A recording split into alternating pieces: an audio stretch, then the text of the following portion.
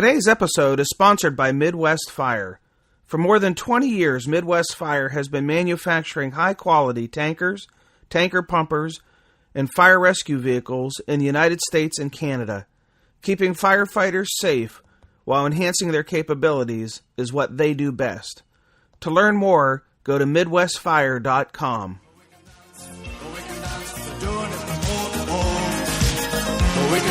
This is Fire Chief Scott Burnett of the Asheville Fire Department, and you are listening to the SA Matters radio show with Dr. Rich Gassaway. The SA Matters mission is simple. They want to help us see the bad things coming in time to avoid bad outcomes.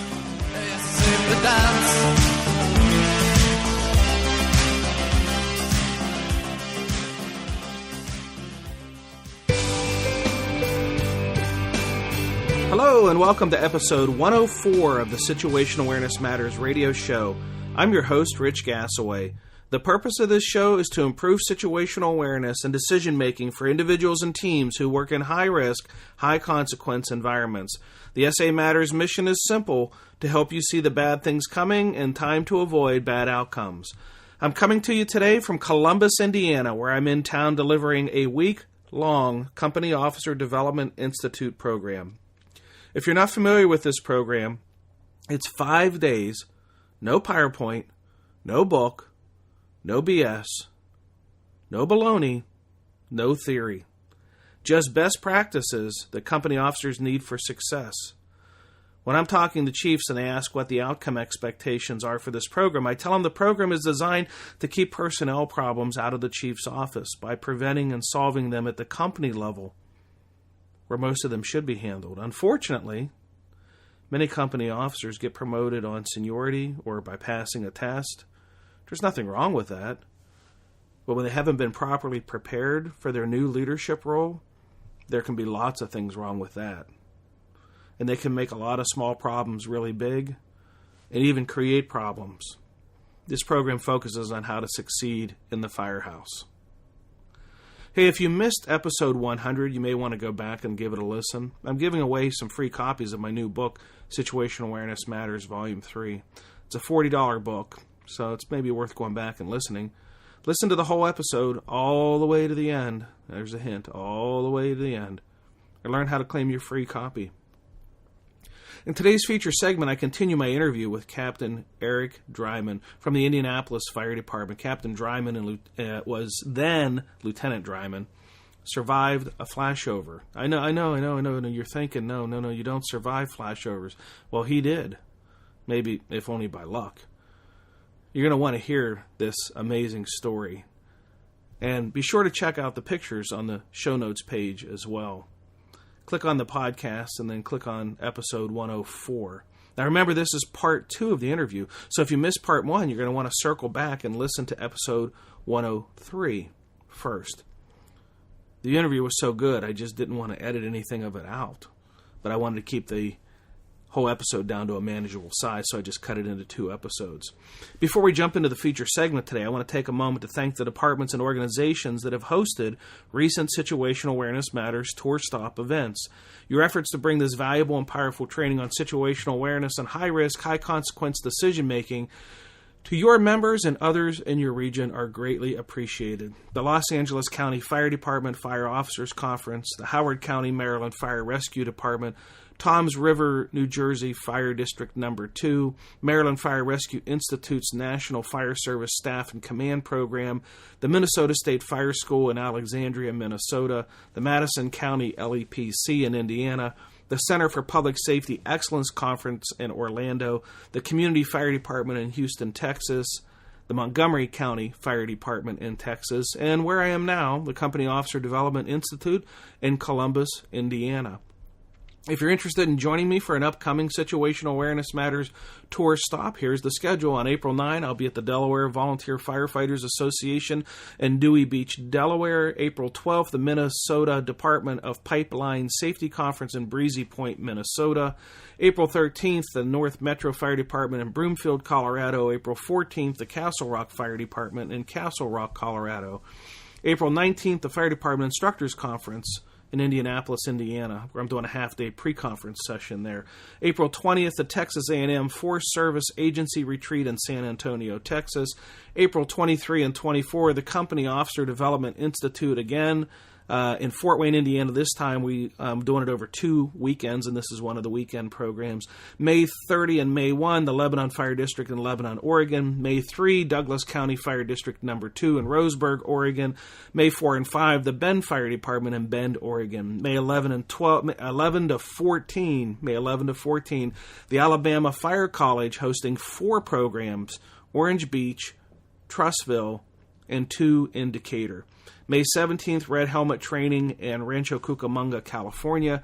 May 19th, the Fire Nuggets program in San Francisco, California. May 31 and June 1, the Alberta Fire Chiefs Association Conference in Calgary, Alberta.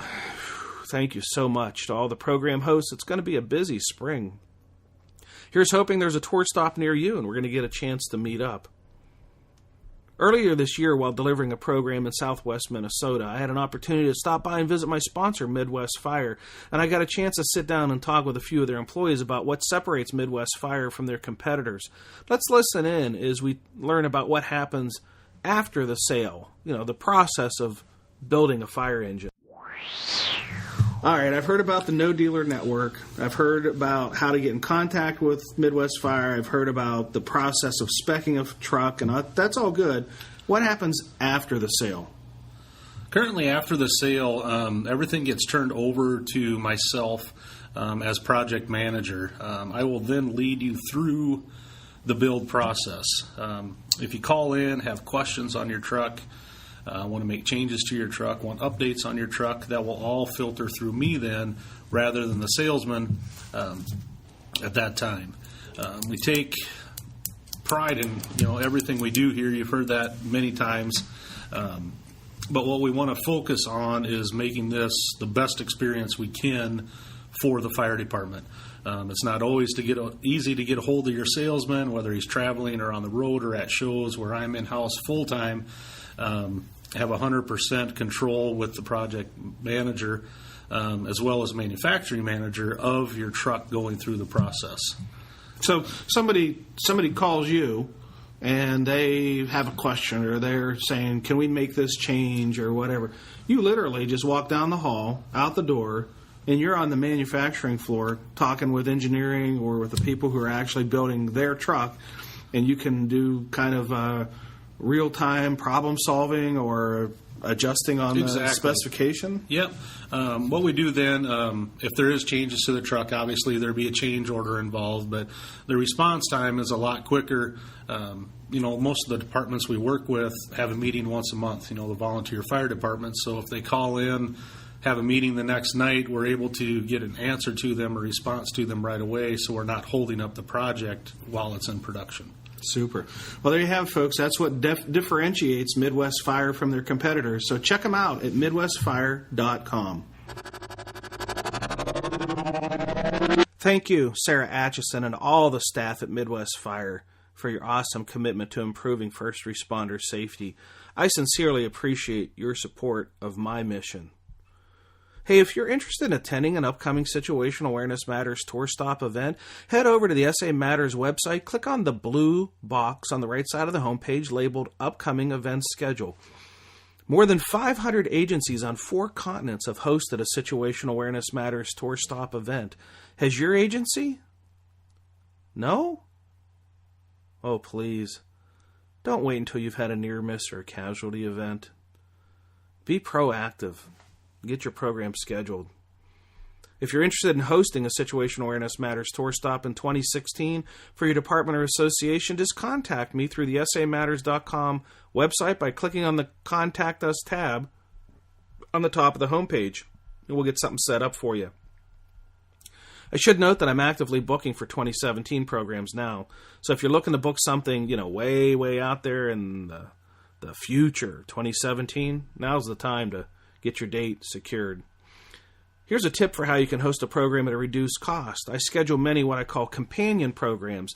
These are programs on adjoining dates to other programs. So if you see I'm delivering a program within a few hours of your department and you think you might want to tag along as a companion, contact me. That can save you as much as 20% off the program costs for being a companion to an existing program. As you hear me announce the programs, that's what's happening when you hear multiple programs being announced in a particular region like California or Colorado or Indiana. Those are companion programs. Okay, it's time for part 2 of my interview with Captain Eric Dreiman about his near-miss experience when he survived a flashover. I'm going to play a little bit of last week's interview just to kind of set the stage so that when we pick it up today, it's all making sense. So let's jump into the feature segment. So that's not an easy thing to do on a search, is to turn to your partner and say, tap him on the shoulder and say, we are now abandoning the search for the victim, and we are in full bore save ourselves survival mode. And I'm sure you probably didn't use those words, but that's probably similar to what's going through your mind. So what was it that triggered this, that caused you to? That's a hard decision to make. I mean, you had to make one of the toughest decisions that we make, and that is it's time to save ourselves. So talk me through that.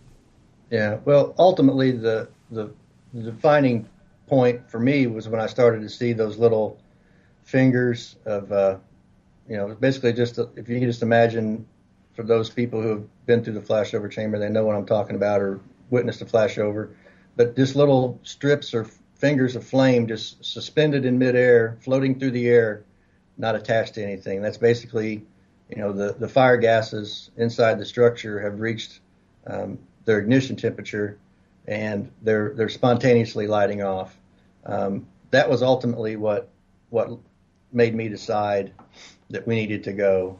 But there are other things leading up to that. The increase in temperature, and then suddenly the rapid increase in temperature, as well as the change in the smoke conditions. I started to notice that the carpet was getting sticky, which I had experienced before at on other fires. When the carpet's hot enough that it's melting, it's pretty hot in there. And our to a certain extent, with our fire gear being the way it is nowadays, we're so encapsulated. You have to take into consideration those visual cues, those sensory cues that you're getting outside of how hot it can be, because sometimes it can be much hotter than you realize because of our gear. But it was a combination of things, and one kind of built upon the other. But when I knew it was time to go was when I saw those fingers of fire just above my head coming across the ceiling. And at that point, you commented about a difficult decision. At that point, I pretty much knew that either there wasn't anybody in here, or if we had searched the most tenable portions of the residence. So if there was someone in there and they were still viable, we would have found them. Given the rapid change in the internal environment of that residence, I pretty much knew that if there was still anybody in there, they weren't viable. They were going to be burned up. But at the time, I may have thought about that for a split second. But I got to take care of the firefighter that I'm responsible for, and ultimately myself, and that those two factors, that my partner and myself, and the fact that I knew that anyone that was in there, we'd given them the best chance of survival. If they were towards the rear of the residence, which is where the fire was, then they were probably dead before we got there. But we had searched the most tenable areas in the residence. So, and how far in were you at the point where you saw the fingers of flames coming across the ceiling? How just give me an estimate of how many feet you were from the front door. Probably 8 or 10 feet inside the front door. Okay. Now, the next question is, let's assume that you didn't look up and you didn't see those fingers of flames that were, probably your strongest indicator. Let's say you didn't do that for 10 more seconds. Mm-hmm. What would happen? We definitely would have been caught in a full-on flashover and had to work our try and work our way back out of it versus being at the front door when the flash occurred. So yeah, it would have definitely been a different outcome. I have no doubt that I would have been, at least hospitalized at that point, as probably would have Brian, if not worse. But yeah, it was that close. Yeah, it would have been. They say you can only crawl about 5 feet. When you've got 5 feet from when a flashover occurs to get out, or you may not get out. So, yeah. I know it's hard to think about, but you were at the door, and your gear sustained the kind of damage that it did. Melted the facepiece, melted the gauge off the back, burnt through the shoulder blades. You were at the door when that flashed. Really, all you did was probably move 2 or 3 feet, and you were outside. If you were 10 or 15 feet in when that happened, you might not have made it to the door. You're right. Yeah. Did you and Brian have any conversations about this after the incident? We did briefly. After I got released from the hospital, I got the safety officer, on-duty safety officer, drove me back to Station 19, and to my vehicle was and all that sort of thing. So he drove me back to Station 19. When I got there, Brian and I had a conversation about the fire, as well as the rest of the firefighters that were there. The engine officer, he and I talked at some length, about what he saw on the outside versus what I had experienced on the inside, because, at this point, I knew we'd been in a flashover, but I really didn't know why. This was when all the UL NIST study information was relatively new, and I'm thinking, did I do something to pull the fire to us? Did we do, should we have, you begin to second guess yourself, especially when you have a close call like that, where you actually end up getting injured to the point where you go to the hospital. Brian and I talked a lot. He was grateful that he got out. He, was appreciative that I made the call when I did and made sure that he got out. I think at the time, Brian was relatively new to the department. He may have had 2 years on the department at that point, but he's new by anyone's estimates, really. So he was kind of taken back by the whole situation, but at the same time, very professional about it. I'm just thankful that he made it out. So, yeah. Now, when you finished at the hospital, you went back to the station, and they said, just go ahead and head on home because you got these bandages on your ears and stuff. When you got home, I didn't ask you anything before we started recording about your family life, but was there anybody to go home to and have to face with with these bandages on? Any family member that you had to explain this to? Yes, yeah, my wife, and my wife is the daughter of a firefighter, so she's grown up around the job, and she knew when I opened the door and was standing there with my duffel bag, she knew something had happened. She didn't know what, but there was absolutely no reason for me to be home, at, 2 or 3 o'clock in the afternoon, whatever time it was, on my duty day in my street clothes with my duffel bag in my hand, unless, I had gotten hurt. So, I explained to her that I got burned at a fire. downplayed it tremendously.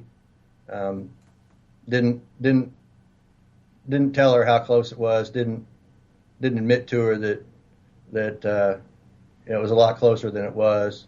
Of course, she was concerned about, she's a nurse as well, so she wanted to know all about, my burns and what I was supposed to do to them, and and all this kind of stuff. So yeah, my wife was there. I've got 3 boys. They were all home as well. They were pretty young at that time, so they knew Dad got burnt. But Dad says he's okay, so he's okay, and that was kind of the end of it for the boys. My wife pressed me on several different occasions, wanting to know more and more about it, wanted me to explain to her what happened, and I think it was probably 4 or 5 years, just within the past year maybe, of that fire and what happened that day, that I finally owned up to my wife and explained to her, how close it was and how much of a near miss it was. And so I didn't want to talk to her about it. I didn't talk to a lot of people about it for a long time, simply because, I felt bad that it happened. I feel like as the officer there, I should have identified some things a little sooner maybe than I did. Ultimately, the outcome was okay. Nobody died that day, but I had a lot of doubt about the decisions that I made that day for quite some time, and only within the last year or so I've started to talk to people about it, and that's part of the reason why I reached out to you, because I feel like I've learned a lot. From the experience dwelling on it for the last 4 or 5 years, and I now do a program for our recruit academy. I have a PowerPoint presentation that I've put together, and I talk the recruits in the fire academy through this fire and what happened, and we do it in conjunction with the flashover chamber training that we do for the recruits while they're in recruit class. So it's been good for me to kind of talk about it, and I hope that it's a learning experience for other people, so that maybe they can avoid experiencing some of the things that I did that day with the burns and things like that. So there's no doubt that anybody that's listening is going to be learning from this. But I want to back up a little bit. Why did it take you 4 to 5 years to talk to your wife about this? Well, because I almost died that day. Your wife, you don't want your wife to, people talk of the, you get up and you go to work and you never know if you're going to come back home the next day and all that sort of stuff. Those are kinds of, it's kind of the unwritten or unspoken word, that, a spouse probably has, any spouse has, whether their husband or wife is a policeman or a fireman or in the military or whatever. But I just didn't talk to her about it because I guess I didn't want to have to own up to the fact that it was as close as it was, and that 2 feet farther away from that door, and she probably would have been getting a call from somebody else or a knock on her door telling her that either I was in the hospital or worse. So yeah, I was kind of embarrassed by it, and I didn't want to add to her concerns or fears, when I go to work. So, how old were your boys then? That's 5 years ago. So they were 9, 6, and 2. Any special feelings you had when you put them to bed that night? Oh yeah, for a long time after that. But definitely,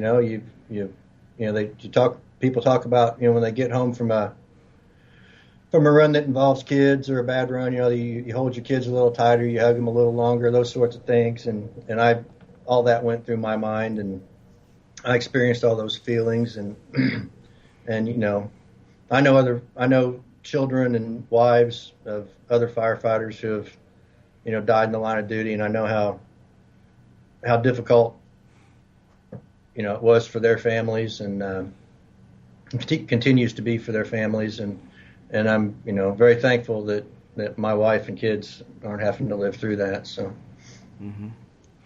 what lessons did you learn? If you were to share out with people listening to the show the takeaways, the things that you would want them to know, maybe part of what you're including in the PowerPoint to the recruits, what's the lessons? Well, one of the first lessons I would say is that when I rolled up on this residence fire, I'd been to plenty of fires throughout my career that were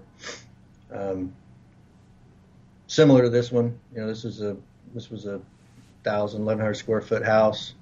Fire showing from the rear. We go in the front, we push the fire out the rear. Fire goes out, we high five everybody, and everybody goes home. Pretty routine deal. This fire made me realize that no matter how routine you think a run is, you've always got to be prepared and anticipating and assessing for something unusual or unsuspected to occur to you. So never take a call for granted, I guess, to summarize that. Never treat something as routine. Very thankful that I had all my fire gear on and had it on appropriately. It's pretty routine for us to wear our Nomex hoods, turnout gear buttoned up, and all those sorts of things. Don't take for granted opportunities that you have to train on fire behavior and reading the art of reading smoke and those sorts of things. I've told many people that when I was a recruit in the fire academy, I went through the flashover chamber as a recruit as part of my initial training, and over the years, my involvement in training here with the Indianapolis Fire Department and across the state and other places in the United States has grown significantly. I now teach the flashover chamber portion of the Fire Academy class to our recruits every year, and I directly contribute the fact that I got out of that fire and identified those conditions being what they were to my first experience as a recruit going through the flashover chamber, and now as a trainer taking people through that flashover chamber. Had I not had those experiences in my career, I don't know what decision I would have made that day. I would like to think that I would have made the same decision, but having been through that and been involved in those programs over the years, just tremendously beneficial to the fire service to go through those programs.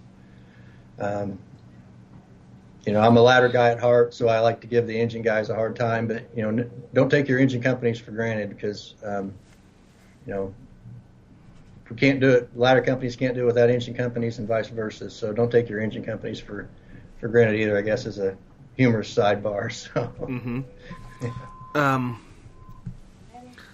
What advice would you give to somebody about how to make that decision when you're inside that it's time to go? Tell them what you would want them to know about making that call, because that's a tough call. Yeah, for me, it really boiled down to the amount of heat that I was feeling, and knowing that I was wearing structural firefighting gear and was wearing an SCBA, and I realized that the temperature had increased drastically. A civilian laying in that environment in street clothes with no self-contained breathing apparatus, you just have to people need to realize that person's not viable. They're not going to still be alive. And you take care of yourself, you take care of your partner, and then you take care of the public. And I had pretty much written the public off based on the environment that I was operating in. Had there been someone in there, I was pretty confident that they were beyond being rescued anyway. So at that point, my concern turned to my partner, and I had to make the decision to get out. So, and I really didn't consider it a hard decision at the time, just because, based on the conditions that we were in, I kind of knew that, if it was bad enough that it was going to kill us, then anybody else that was in there was probably already dead. So. Mm-hmm. Wow. And did the department do any kind of after action, review or analysis of this call?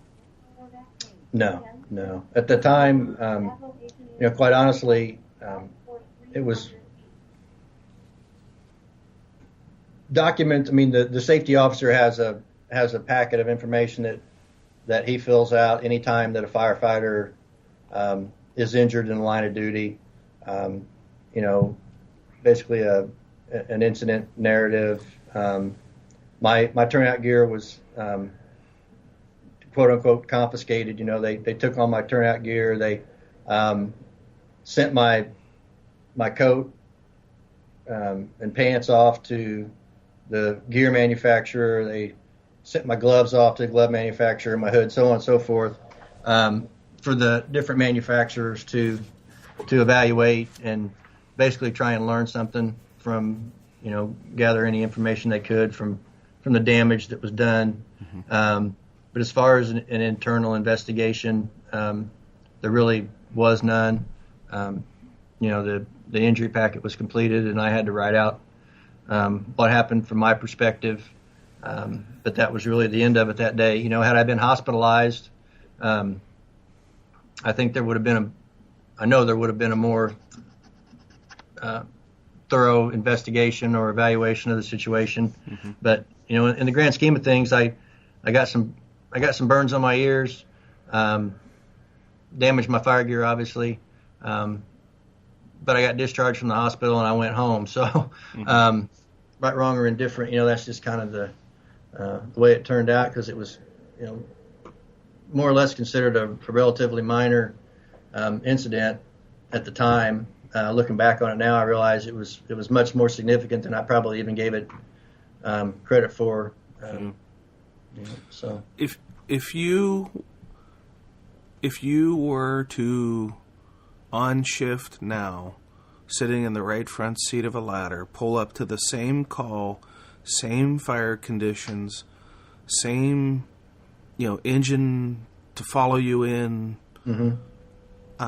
Would you do anything differently now that you've had this experience?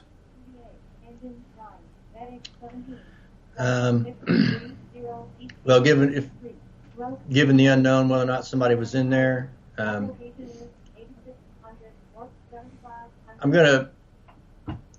know one thing that I do kick myself for is not being a little bit more proactive. I think had I been a little bit more proactive and maybe helped Brian get those searches done, we may have been either through all the house that we could have searched and been back outside before the room flashed, or just identifying, instead of waiting to see those fingers of flame and feel the carpet starting to melt. I think I probably should have reacted a little bit quicker when I started to notice the change in the smoke conditions and the rapid increase in the temperature, and probably at least have been working my way back towards the door, so that if I did need to call Brian to me to get out in a hurry, I already had the door located and was in a better position to help him exit rather than having to fumble in the smoke-filled room, figuring out where the door handle was and delaying us, the few seconds that delayed us initially. But like I said, it was a pretty routine-looking fire when we pulled up. There was nothing about it that raised my hackles really, or concerned me.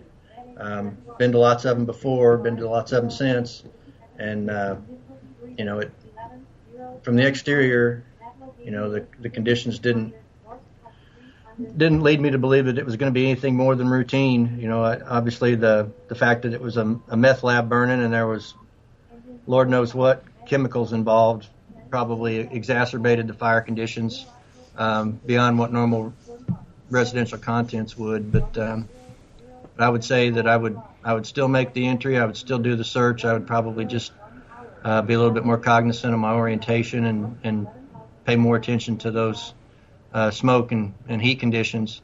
I think I did let my guard down somewhat because, as I mentioned, initially in this conversation, the hand line was right there at the front door with an officer and a firefighter standing there just waiting for water. So I think I kind of took for granted that they were coming through the door any second and we were all going to be okay. So, that kind of, I definitely let my guard down there because, I've been in the same situation before. I mean, we routinely, the truck crews here in Indianapolis will oftentimes make entry prior to the engine company to initiate a search. It's not, what I did that day is pretty much normal operating procedure for us. Because obviously there was a delay in getting water, and Mr. Murphy showed up at the exact wrong time, as they say. So, Did the engine attempt to contact you and tell you they were having difficulty getting the water, or was there just not enough time? I mean, we're talking about a really small window of time here, but was there anything communicated about a delay in water? Not that I recall over the radio. I know that Lauren, the engine officer, made a couple of different attempts to yell at the engineer and tell him to charge their hand line, and for whatever reason, the engineer wasn't. I think there was a delay with getting the hydrant, the water supply hooked up, and there was some confusion there with the firefighter that caught the hydrant and the engineer. But anyway, Lauren did all of his communication with the engineer on the engine for just face to face basically, or yelling across the yard.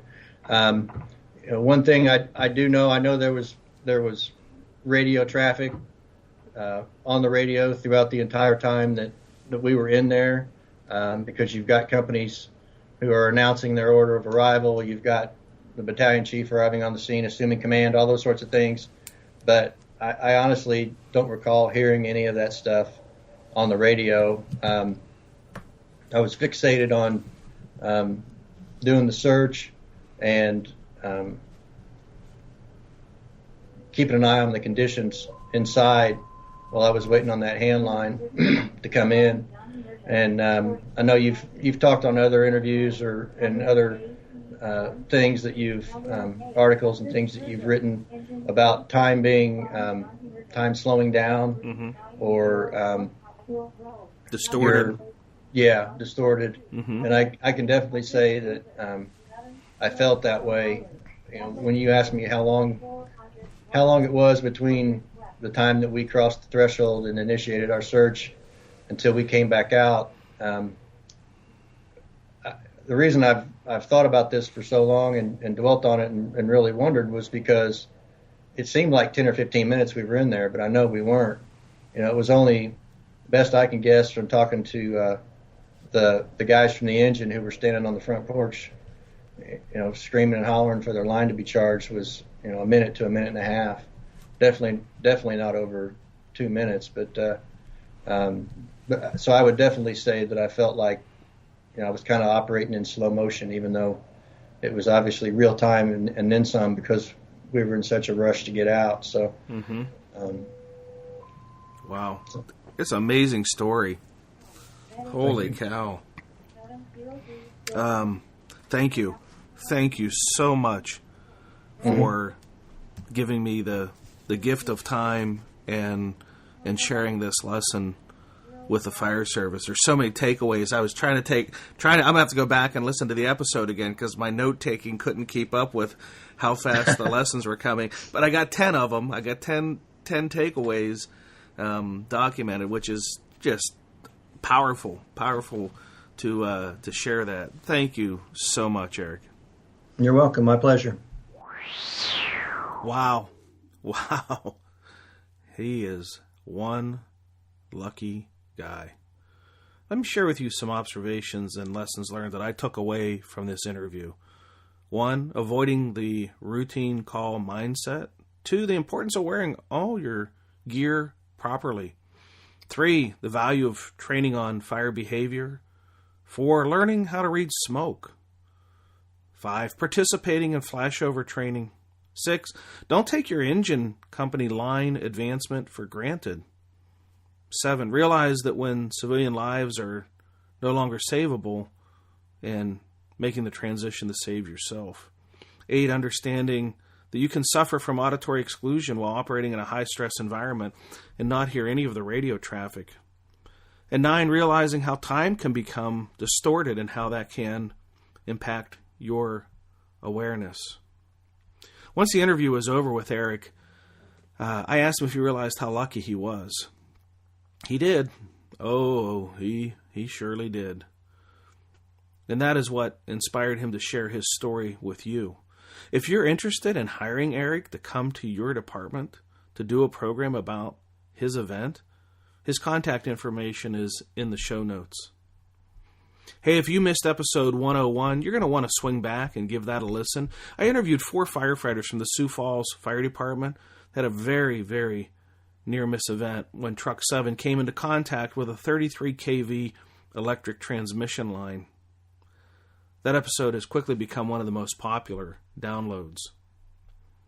If you've experienced or witnessed a near-miss, like Sioux Falls, or like Captain Dreiman, and would like to have a platform to share your lessons learned with others, please contact me on the SAMatters.com website by clicking on the Contact Us link on the top of the homepage. Think about it for a minute. The lessons that you learned, like the ones he shared here on the podcast, could save the life of another first responder. That's powerful. If you want to share your experience, contact me. If you haven't subscribed to the SA Matters radio podcast yet, please consider taking a moment going over to iTunes or Stitcher Radio. And while you're there, please consider leaving some feedback on the show. If you like the show, give it a 5-star review. It's really important because it inspires me to work harder for you. A lot of time and effort goes into producing, recording, editing the show, lining up the guests. Your feedback lets me know you appreciate the show. In case you didn't know, I've written 3 books on situational awareness. Situational Awareness Matters, Volumes 1, 2, and 3. These books contain critical lessons for improving situational awareness for you while you're operating in your high-risk decision-making environments. If you want a copy, you can buy one at the SA Matters website or through Amazon. Either one. I added a donate button on the bottom of the SA Matters homepage. If you're interested in supporting this mission, please consider a one-time donation or a recurring donation. All the proceeds are invested back into content creation and research on topics related to situational awareness and high-risk decision-making. And I'll thank you for your support. I mean, everything that I do, as far as the website, the articles, the podcast, the newsletter, it's all free. It's all free. So consider giving back a little bit and supporting the mission. If you're not a member of the SA Matters community of learners, please consider joining. There are 5,000 members connected here on SA Matters, sharing ideas about how to improve situational awareness, how to make better decisions under stress, how to train members to be critical thinkers and resilient problem solvers. And like I said, the membership is free. When you sign up, you get a special report that I've created for you. That's free too. 25 best practices for improving first responder safety. If you're not a member yet, head over to the SA Matters website, click on the red box on the right side of the homepage that says free membership. If you want to get connected with me on social media, at Rich Gasaway or at SA Matters on Twitter. The SA Matters Twitter community is about 17,000. Thanks for everybody following along on there. You can also get connected on the Facebook private page that I've created, facebook.com/groups/SA Matters. There's an enticement on the private group page, 50% off coupon for the newest book, SA Matters Volume 3. That'll save you $20. On LinkedIn, you can find me by searching Rich Gasaway on LinkedIn. Well, that's it. Episode 104 is complete. Thank you to Captain Eric Dreiman from the Indianapolis Fire Department for sharing your amazing near-miss story. Thank you to our podcast sponsor, Midwest Fire. Thanks to all of our live event hosts, and thank you, our listeners, for sharing some of your valuable time with me today. I really appreciate your support of the SA Matters mission. Be safe out there, and may the peace of the Lord and strong situational awareness be with you always. You've been listening to the Situational Awareness Matters radio show with Dr. Richard B. Gasaway. If you are interested in learning more about situational awareness, human factors, and decision-making under stress, visit samatters.com. If you are interested in booking Dr. Gasaway for an upcoming event, visit his personal website at richgasaway.com.